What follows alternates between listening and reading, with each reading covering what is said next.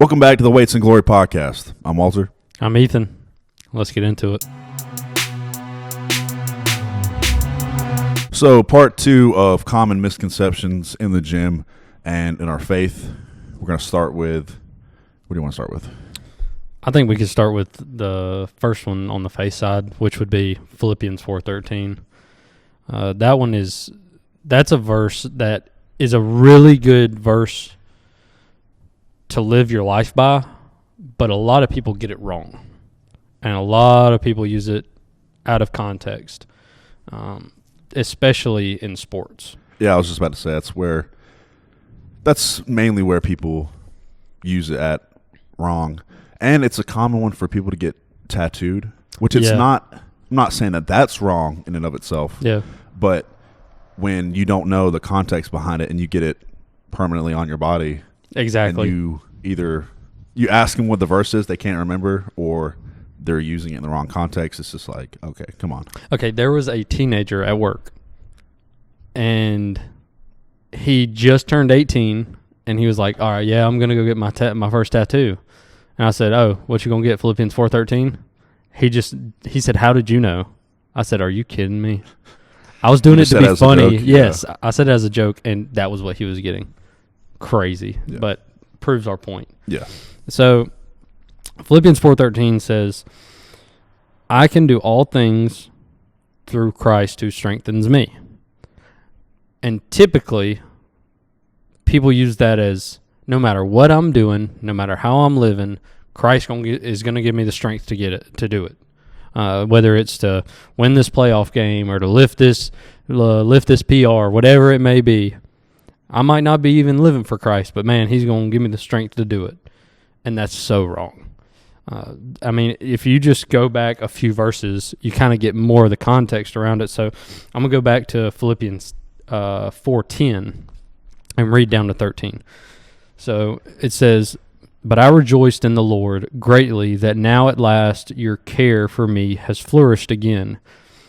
Though you surely did care, but you lacked opportunity. Not that I speak in regard to need, for I have learned in whatever state I am to be content. I know how to be abased, and I know how to abound. Everywhere and in all things I have learned both to be full and to be hungry, both to abound and to suffer need. I can do all things through Christ who strengthens me. And 14 and 15, Nevertheless, you have done well that you shared in my distress. Now you Philippians know also that in the beginning of the gospel, when I departed from Macedonia, no church shared with me concerning giving and receiving, but you only. I mean, just reading a couple verses around it, you kind of get more of the picture of what it means.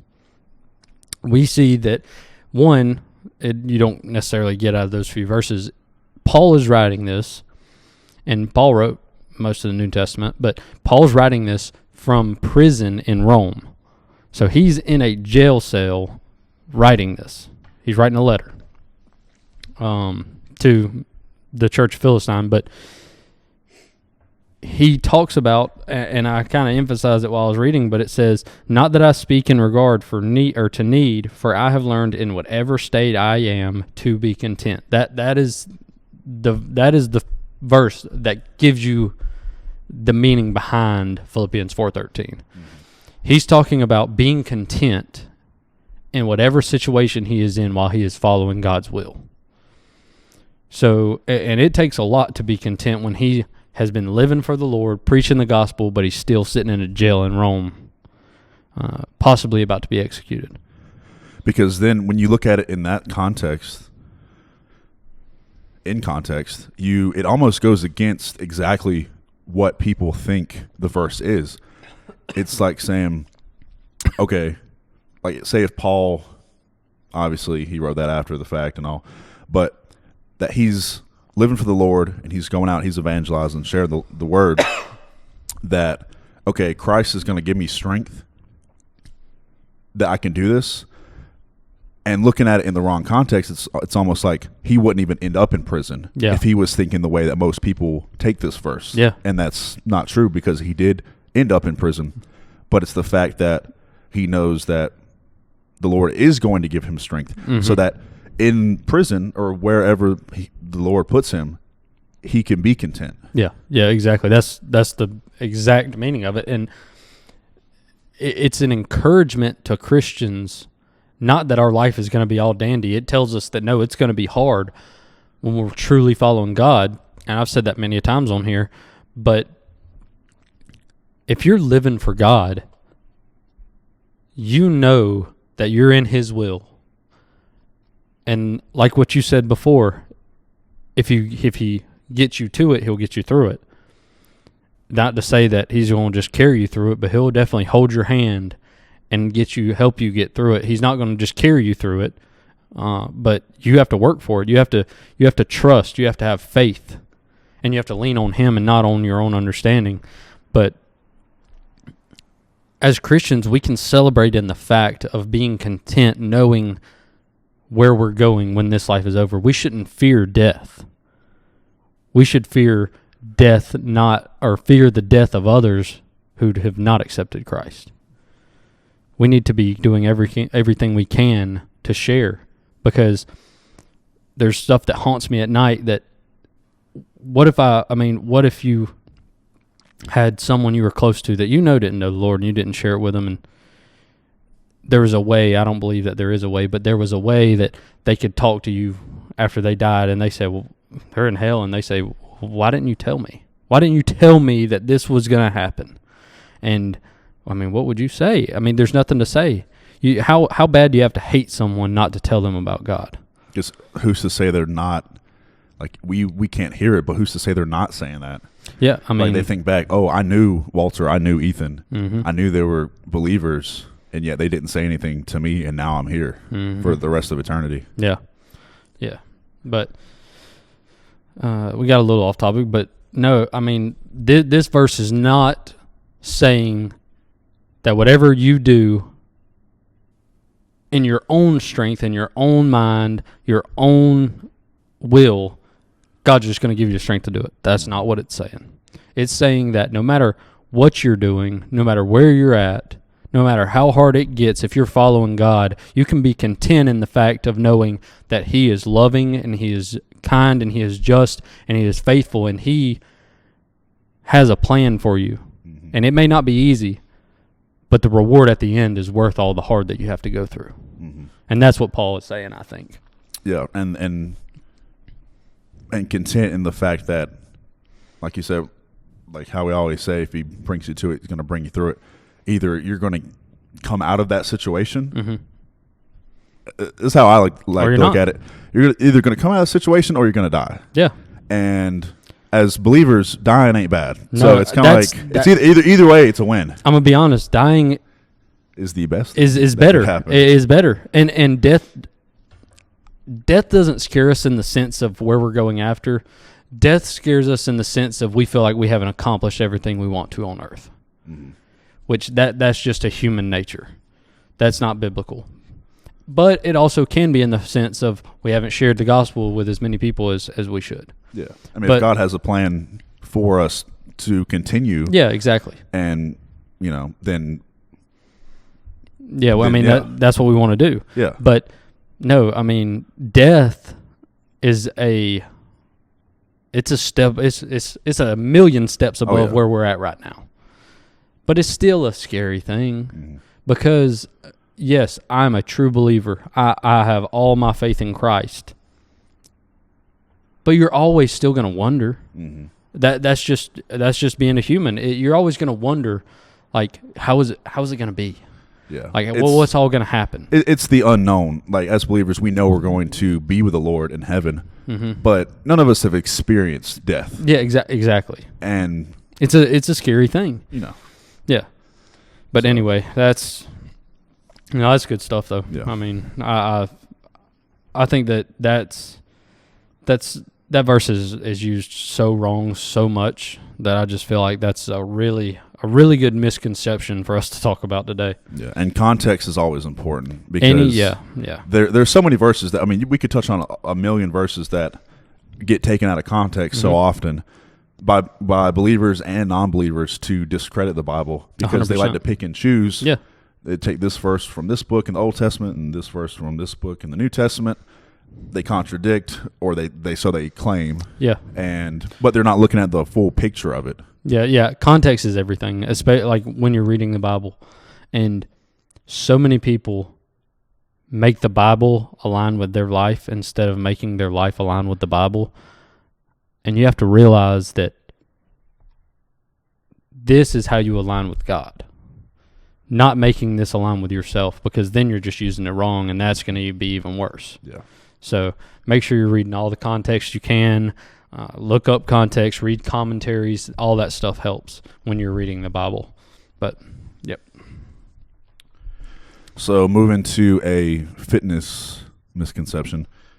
The first one's going to be carbs are bad. Yeah, they are. And I think one reason why people say that, why that's such a common misconception, is because when people say they go on like a keto diet, right, where it's zero carbs, or a carnivore diet, and they start to lose weight, so it's working. Yeah. But really, it's, for one, they're not holding on to as much water weight, or a lot of the sugary foods and snacks that we eat are carbs. So if you're cutting out junk food for like a specific diet, or you're saying carbs are bad, it's because all that crap you're putting into your body is mainly carbs. Yeah. But carbs in and of themselves aren't bad, and your body needs it. That's its primary Energy fuel source. for your brain and your organ function, all that stuff.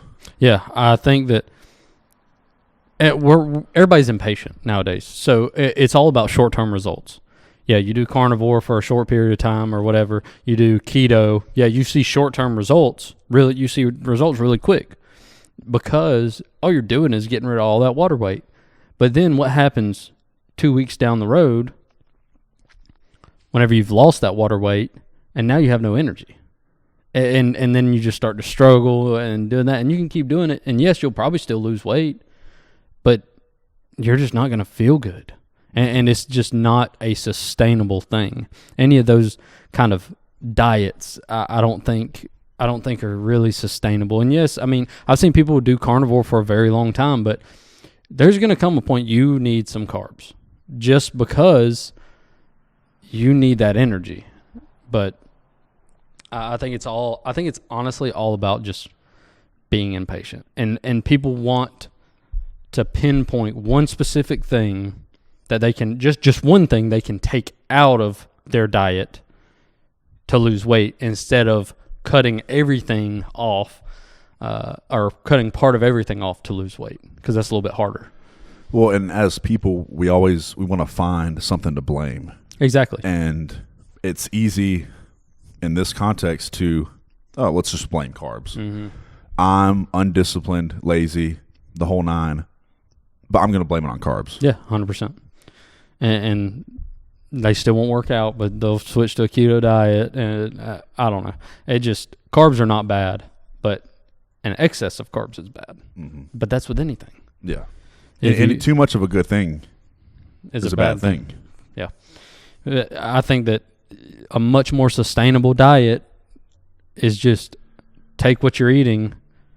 It's portion control is what it comes down to. Yes, still eat carbs, but guess what? Maybe eat half the carbs you've been eating. Eat half of like everything you've been eating, and then see how much better you feel after that, rather than just taking one thing completely out of your diet. Because carbs are such an important role in your body's function, and people don't realize.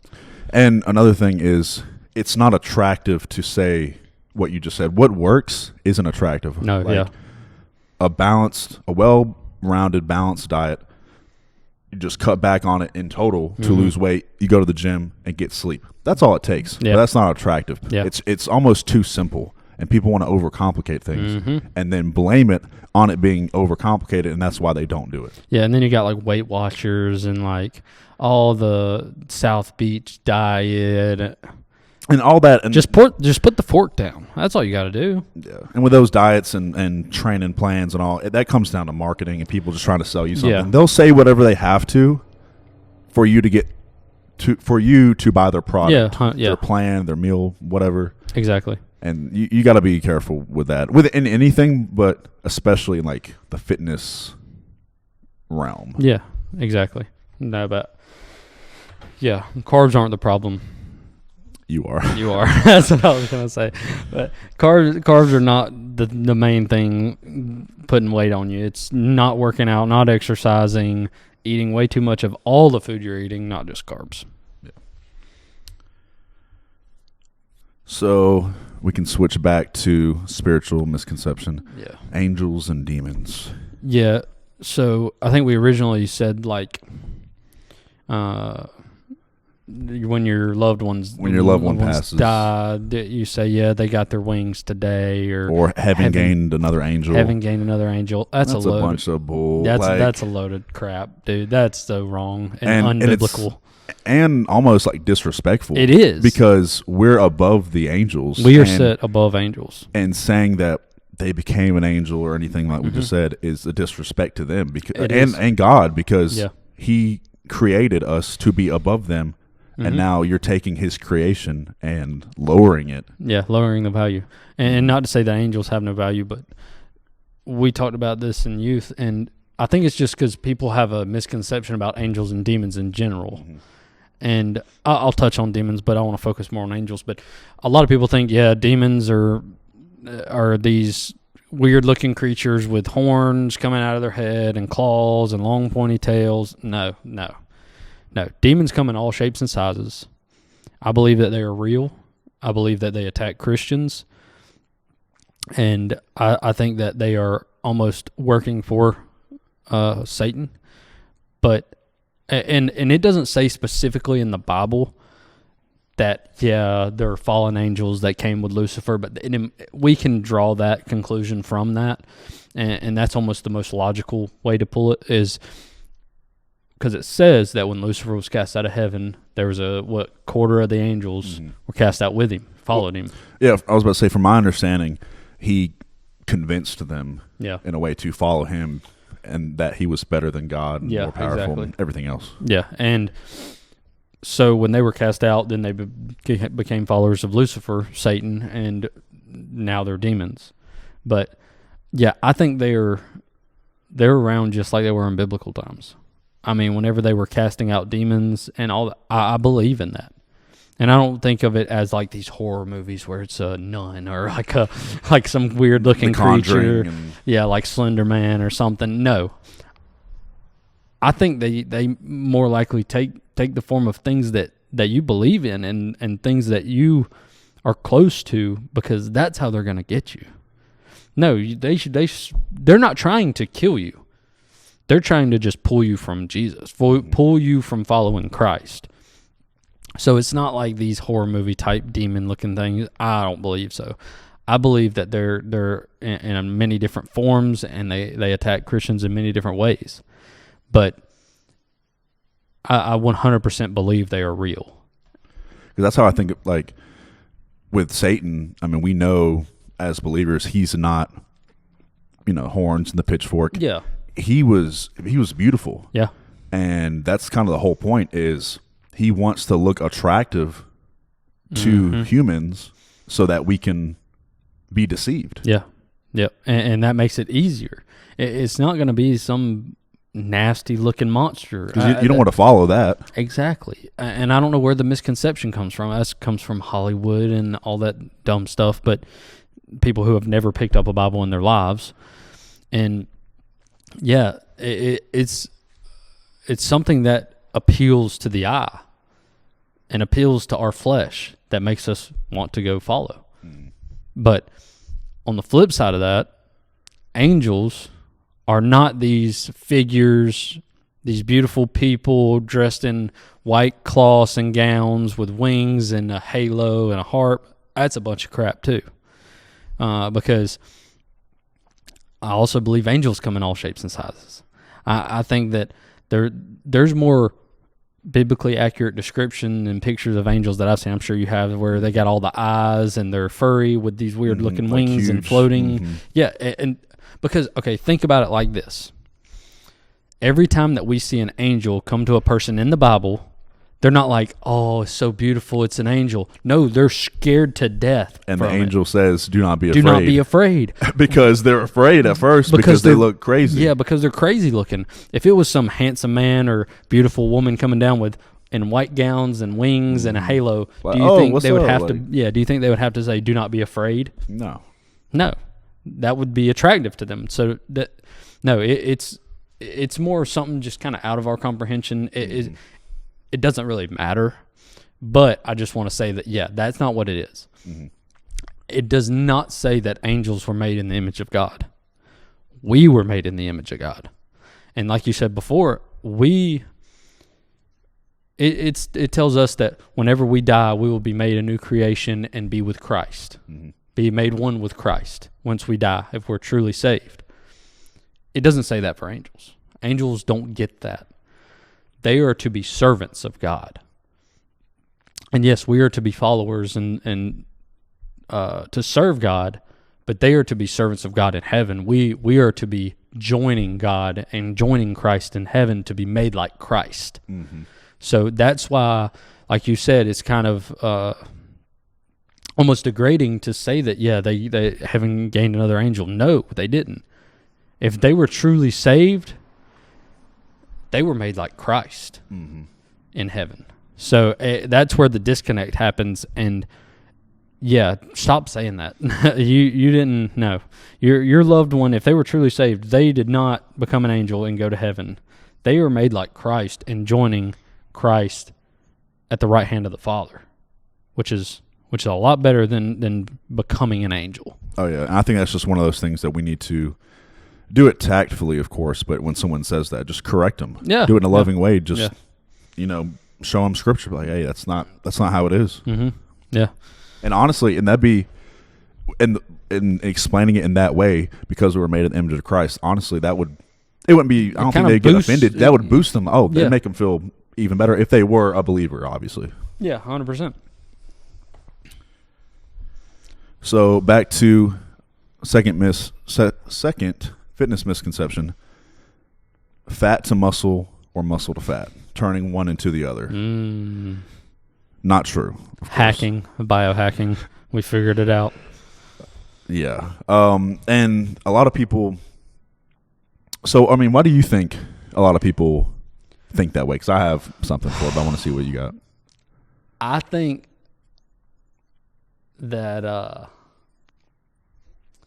they try to psych themselves out in their mind that it's going to be easier than it really is, because I've heard people say, like, whenever they're cutting or whatever it may be, and they'll be like, I just got to turn this last little bit of fat into muscle. I think it's almost in their mind, it's telling them that, I can kind of skip a step and I'm going to convert it instead of losing the fat, then starting to put on the muscle. Mm-hmm. And so I think it's almost trying to have a shortcut in your mind, even though that's not the truth. And it also just kind of makes you feel better about yourself, I think. But that's kind of what I think.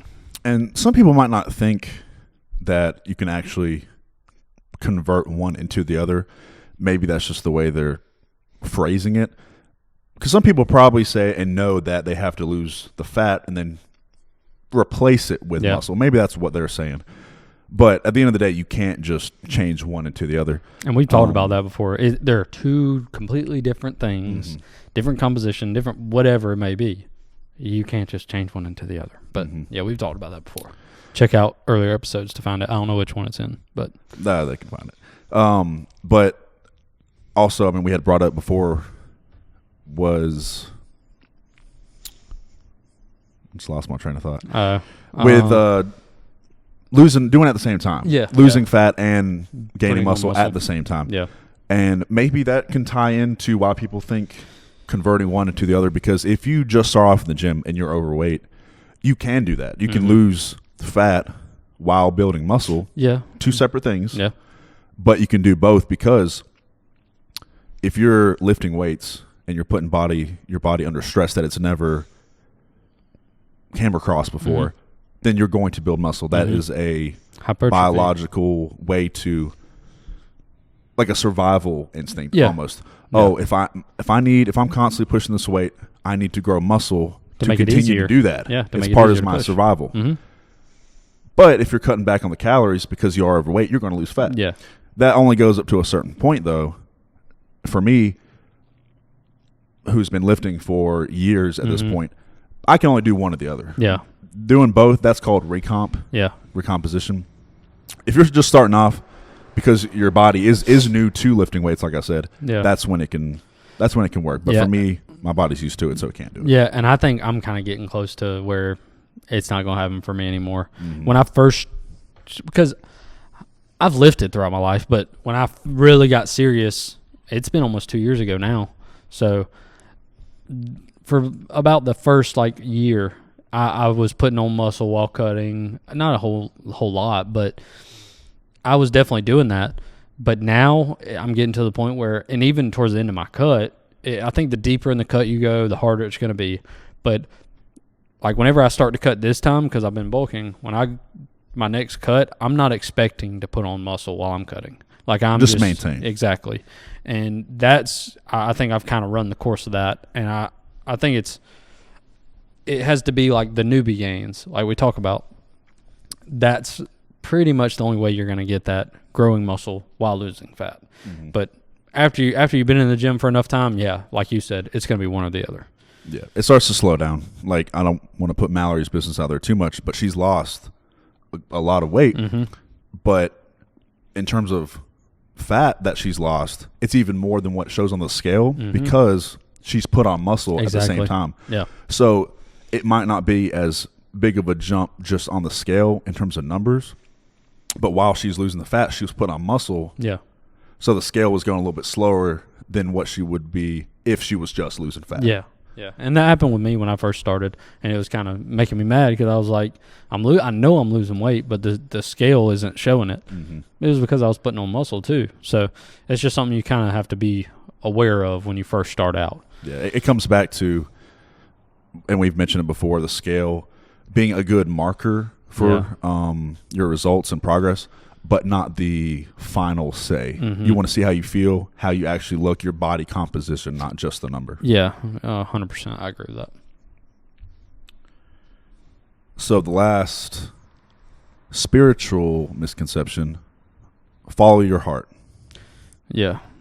When people just say... You hear that all the time. Just as a motivational saying. It's just a feel good. Or it's or you hear it when people they struggle making a decision. They got to choose this or the other. And someone had given them advice. They're like, well, follow your heart. I mean, what is your heart telling you to do? And I got some verses to go ahead and start us off. Yeah, hit them with some knowledge. So, first verse, Proverbs 28:26.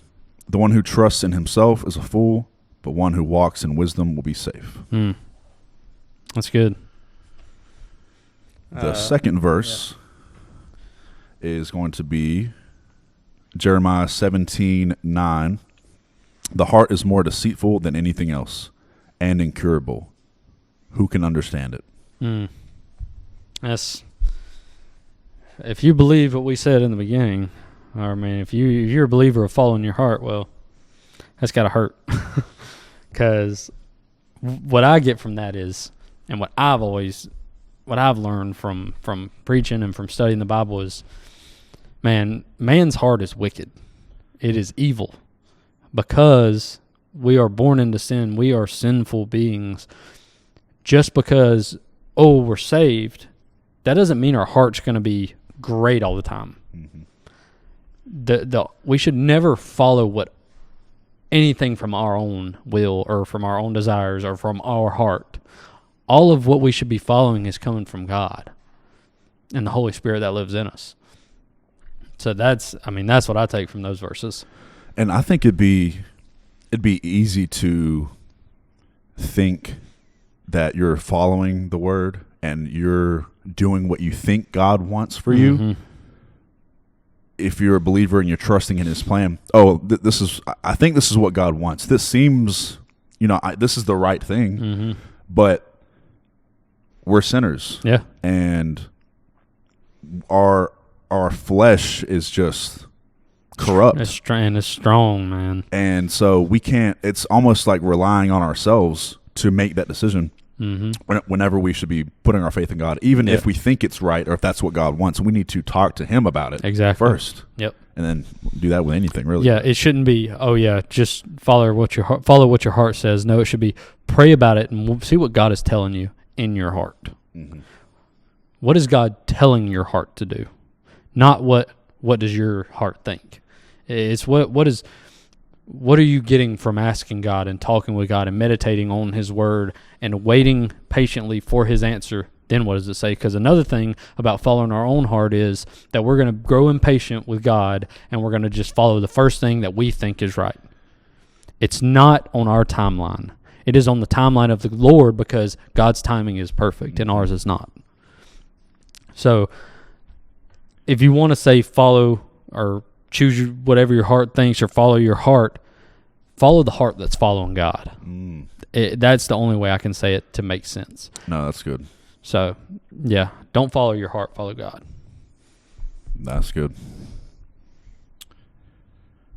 Last fitness misconception, protein.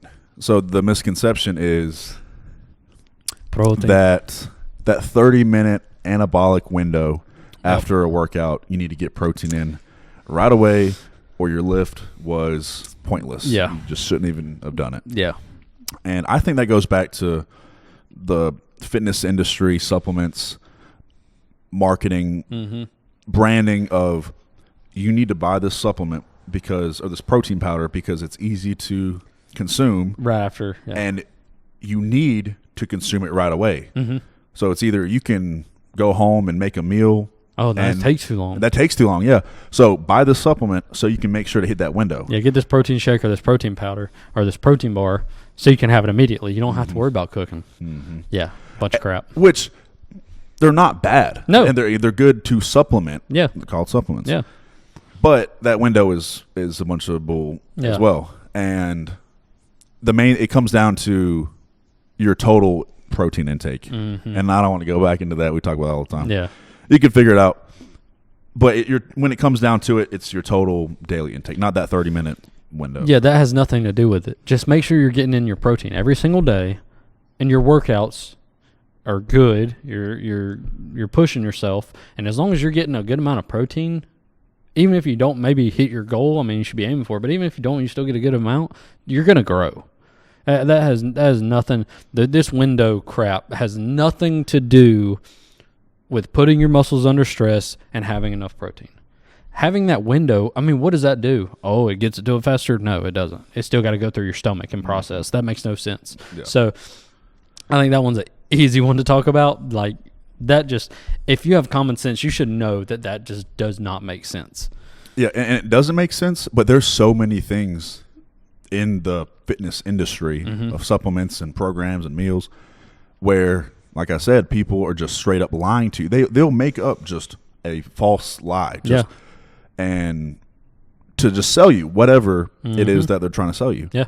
And so there's so much misinformation out there. If you don't do your research and just dig into it a little bit further, you see someone that's in shape say something, you're just going to believe them. It's easy just to follow blindly. It is. And especially starting out into it new, you start just believing whatever you're hearing your favorite influencer say.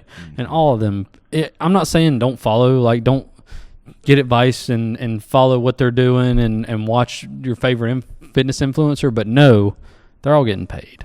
They're all getting paid to say whatever they're saying. So, you can follow them on some of the lifting stuff, but when it comes to them selling you stuff, do your own research. Take it with a grain of salt. Yeah, 100%. Just make sure you're doing your own research and don't take anybody's word for it. Yeah. But that's all I got. That's all I got. Stay ready. Lift heavy. Yeah.